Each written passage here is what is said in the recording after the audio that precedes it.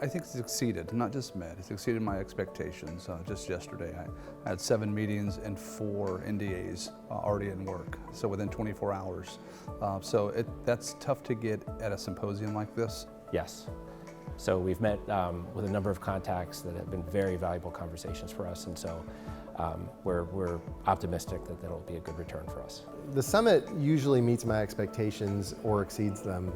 I'm always a little surprised by some of the conversations that come out of the networking times, and just really sort of the random meetings, the value of the networking lunch or the evening event or things like that, where you just run into people that you wouldn't normally intentionally seek out.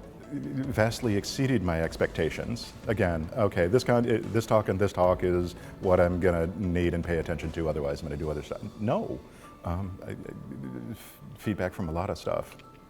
And again, even the reception afterwards and the hallway conversations during the break just continued that. So that was amazing.